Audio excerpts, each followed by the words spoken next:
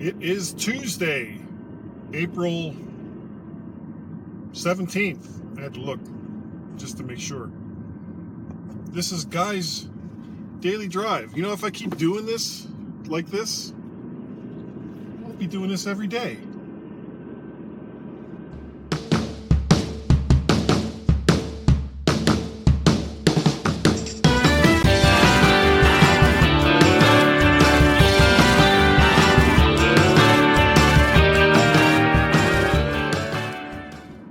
And welcome to Guy's Daily Drive.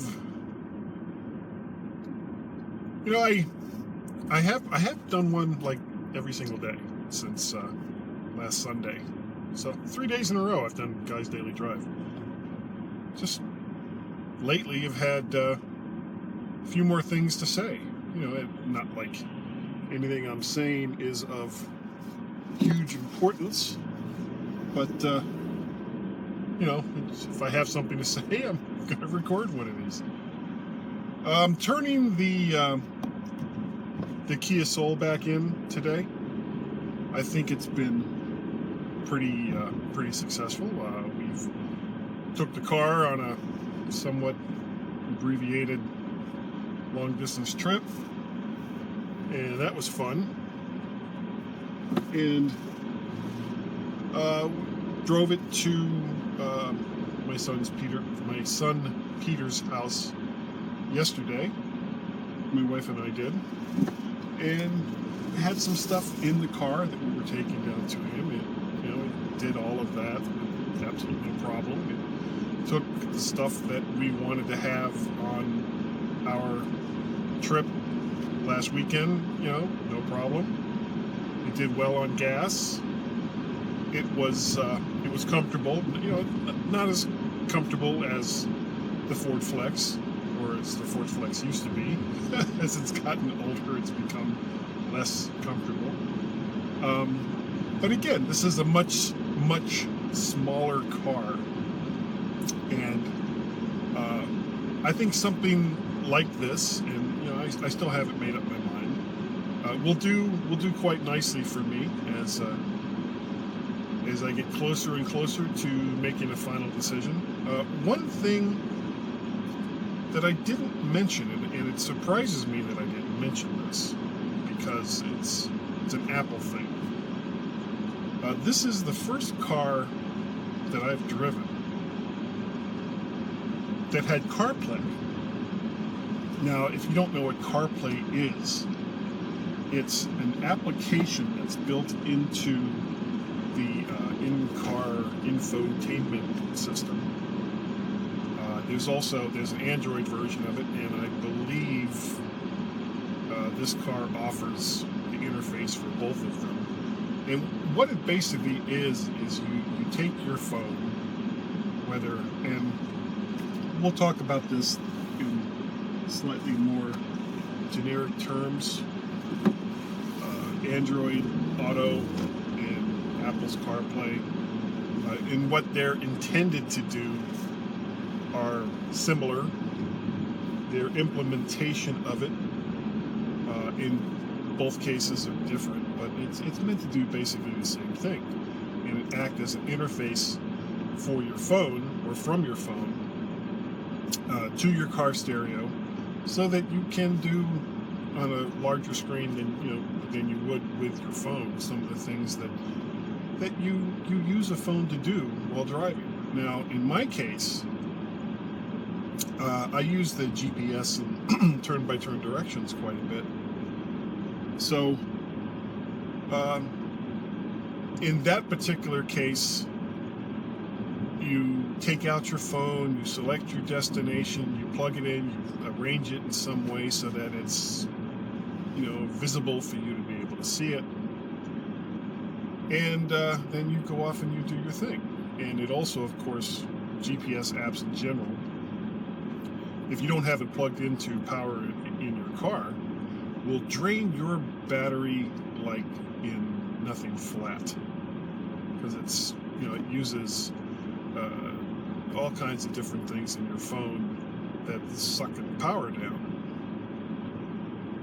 Well, when you're using Android Auto or CarPlay, your phone is plugged in via, typically through a USB connection, and it's getting power. So when you get to your destination, you're good to go. I mean, your phone is more than likely completely charged.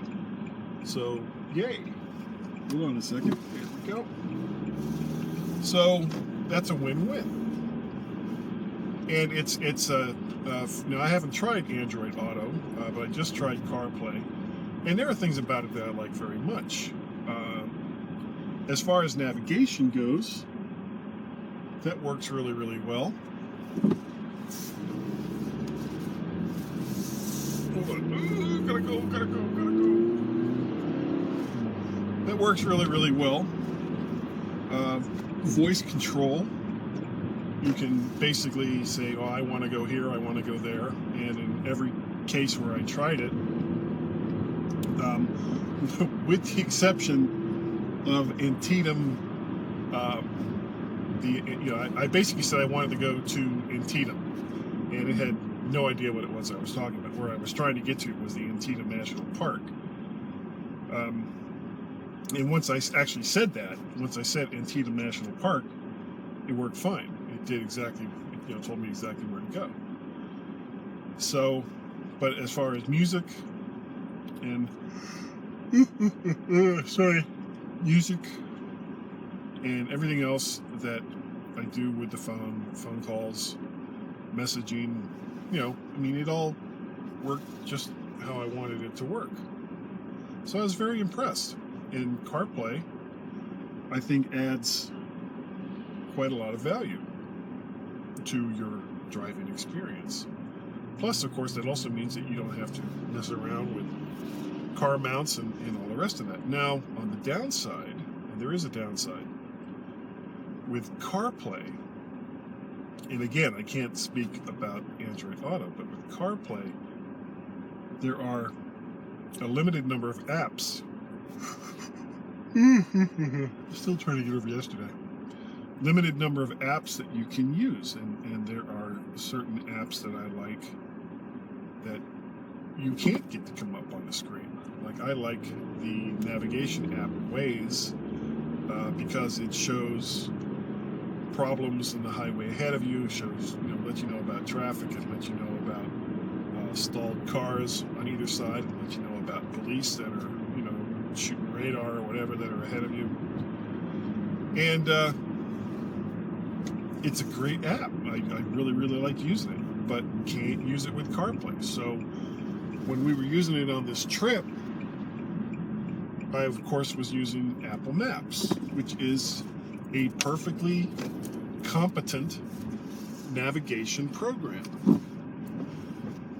It doesn't do some of the stuff that Waze does, which is a shame. So,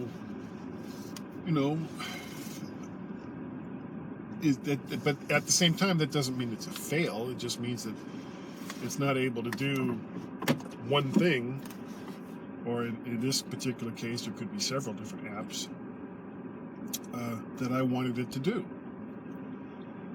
And that's okay. It doesn't have to be the be-all, the end-all in car applications that you may want it to be. But it does pretty much everything that I wanted it to do, and I really liked it. Still needs work. I would still like to be able to use certain applications. It would be nice if Apple offered a CarPlay SDK, so that certain applications that are related to, you wouldn't put in Fortnite or Fortnite, whatever they call that silly game where you're going around killing everybody.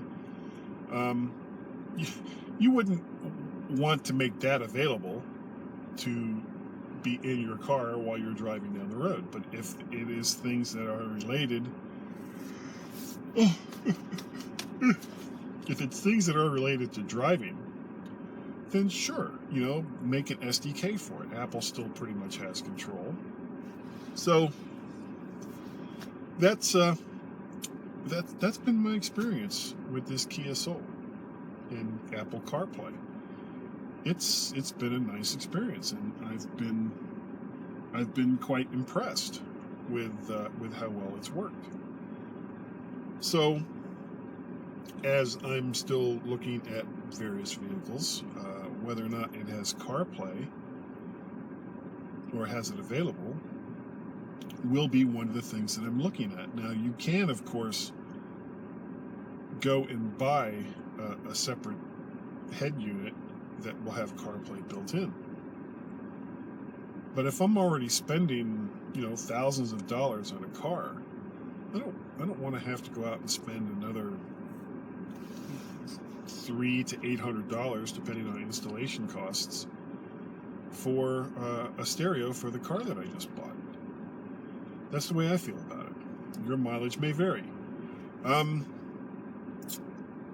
Before I go, don't forget, MacStock 2018 is coming up, July 21st and 22nd in Woodstock, Illinois. Your total price right now, and it's going to go up as we get closer to the event, your total price with a discount that you can include at checkout of MTTF bonus 10, that'll take another $10 off, grand total of $189 to attend this event, July 21st and 22nd in Woodstock, Illinois, just outside of Chicago. There's going to be some great speakers. Tim Robertson and I will be doing the MyMac Game Show quiz. Dr. Mac Bob Levitas will be giving the keynote. There's, and it's all inclusive. There's nothing else that you have to spend money on, other than, of course, your lodging and transportation. Most of your food will be taken care of from Friday night until Sunday afternoon. So there's everything to love about this kind of event. So if you would like to get a hold of, number one, just go to MacStock. Check it out, macstockconferenceandexpo.com. Just Google it. It'll come up. If you'd like to get a hold of me, my email address is guy@mymac.com, probably. guy@mttfgo.com. My Twitter handle is MacPettit. And we have a Skype telephone number that you can call, 703-436-9501, I think. Can't remember it off the top of my head. But you guys haven't called it anyway, so who cares? 703-436-9501. That is the number. Call it. I'll put it on the air. Probably not here on this show because I do this live. But depending on what you're calling for, either the Mac to the Future livecast Wednesday nights at 8 p.m. or the MyMac.com podcast that I do with Mr. Gazmaz over there off of MyMac.com. Of course, I do the Mac to the Future Go livecast with Warren Sklar. And, of course, this, Guy's Daily Drive. So thank you for joining me today. And I don't know if I'll do another one this week. It seems like I've done one every single day since Sunday. I don't know how many more of these I can do without just sitting there looking at the screen going, I got nothing else to say. And if you want something like that, let me know. All the various ways I just said.